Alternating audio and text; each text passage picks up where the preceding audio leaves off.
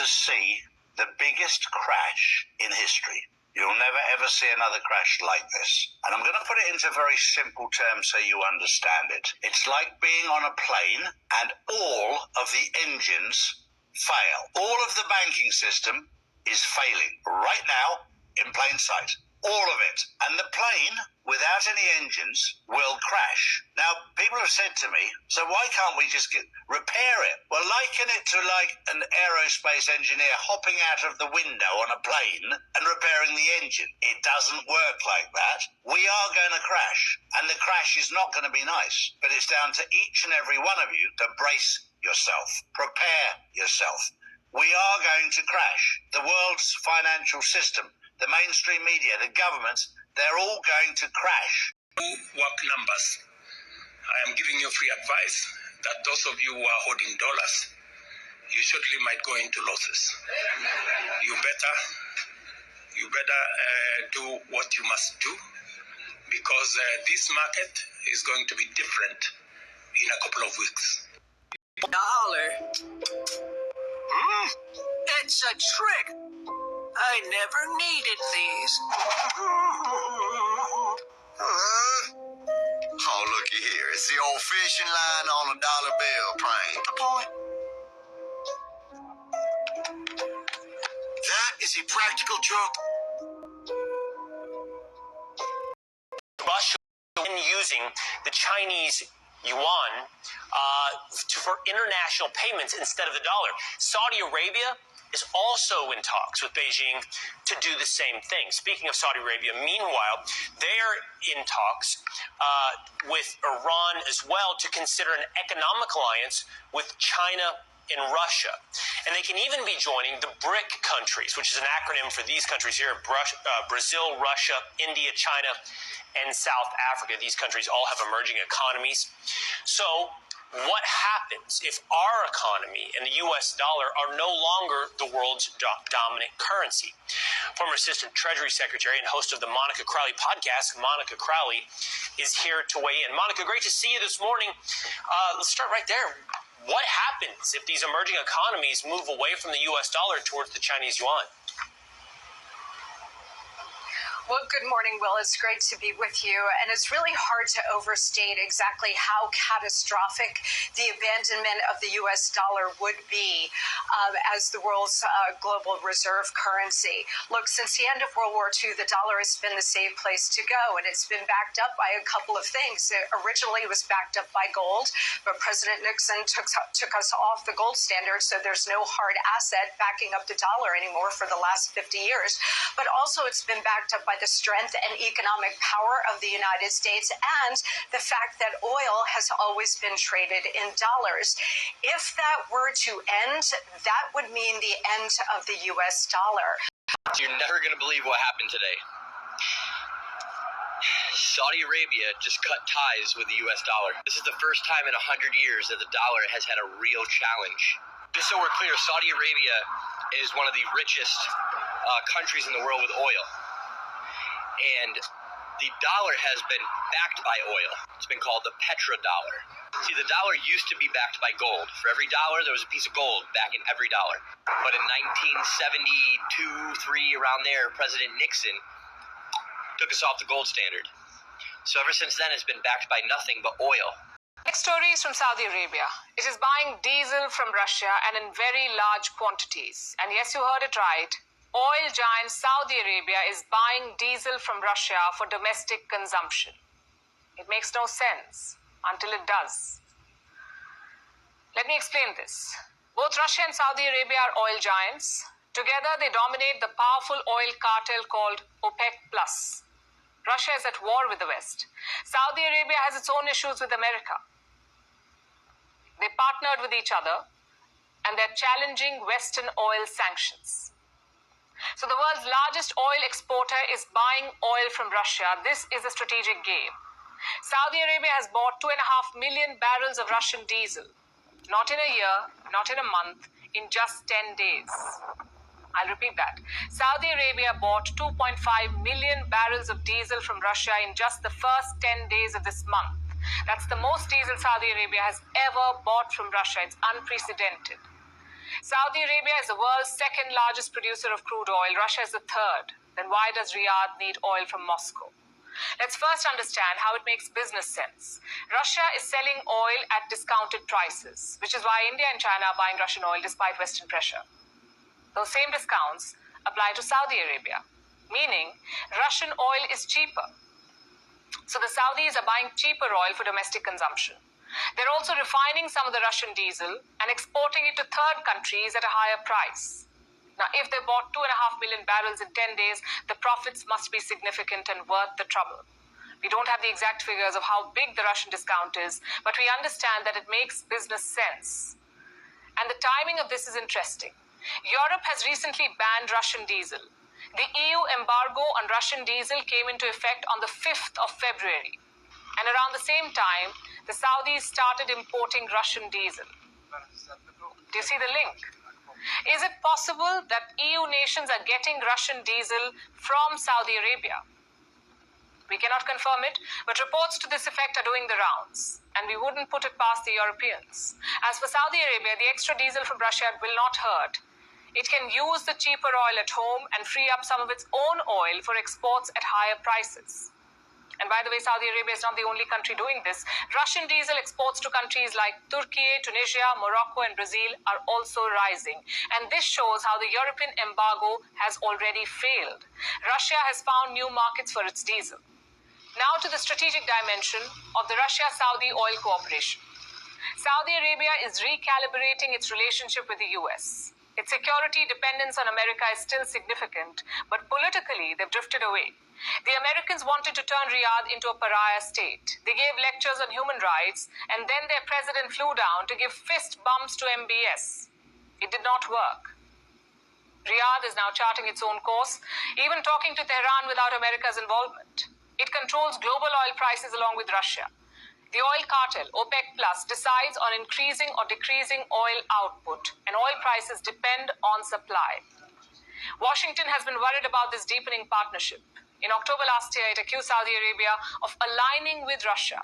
Listen to what the White House said.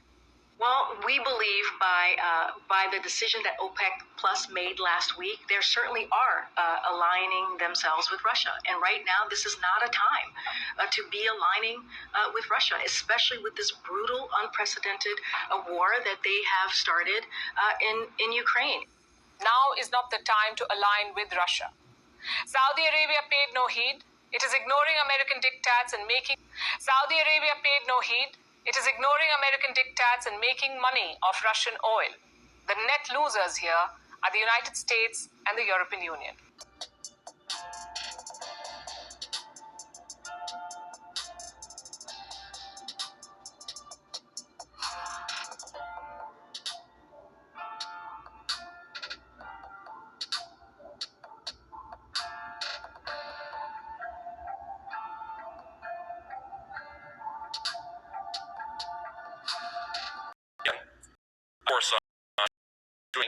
And develop the capability to inspire, enable, or direct attacks in the region and beyond, with the group's ultimate goal to attack the U.S. homeland.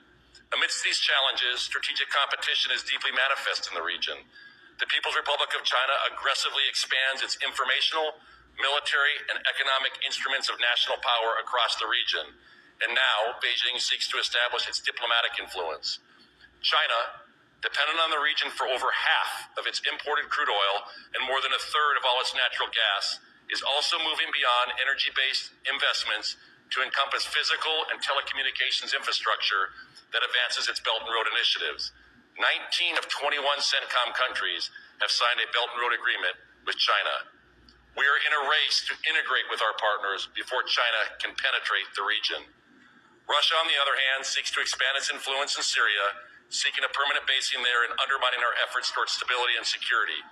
Putin seeks a foothold of influence in the Central Asian states, leveraging historical relations and a perceived decline in U.S. engagement to challenge our influence in this area of the world. With these challenges, the CENTCOM region holds the greatest risk of derailing the national defense strategy with a flashpoint international incident that may demand a response using unplanned resources or attention. That is why we require a sufficient and sustainable force posture to accomplish these missions without relying on additional forces. And to accomplish these strategic priorities, CENTCOM focused on a strategic approach centered on people, partners, and innovation. People are our greatest asset and our most critical resource. Our partners are the nation's comparative advantage against competitors like China and Russia. And across CENTCOM, we cultivate deep, abiding partnerships that can serve as a hedge against threats in the region. While the world is caught up with Ukraine, another battlefield is being prepared. Tensions are rising in the Pacific. China has driven away an American destroyer. Beijing says it illegally entered the South China Sea.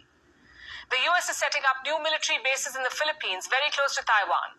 China is lapping up port projects in Pacific Islands. Both sides are marking their territory and setting up military facilities. The US and China are preparing for war, a war over Taiwan. It won't happen tomorrow, but the US says it will happen. And the preparation is on war footing. Today, the navies of the US and China came face to face. An American destroyer entered the waters around the Paracel Islands. This is in the South China Sea. The Paracel Islands is an archipelago. It is a group of about 130 small coral islands and reefs. What was the US warship doing there? The US Navy said it was on a routine operation. But China contests this claim. It says the US destroyer entered the waters illegally and that China has driven away the American warship. The Americans, of course, have not agreed to this claim. They say there was nothing illegal about their activities in this region. But the South China Sea, we know, remains a major flashpoint, and the Americans are expanding their access here. They've struck a deal with the Philippines. This is to expand their military presence in North Philippines. Remember, the US already has bases in this country. Now they'll get more access. Reports say 3 military sites are being considered. 2 are in northern Philippines, and these are very close to Taiwan. The 3rd site is closer to the South China Sea. So the gains for the US are obvious. It will increase its military presence in this region. It can mobilize in larger numbers in the event of a war. As for the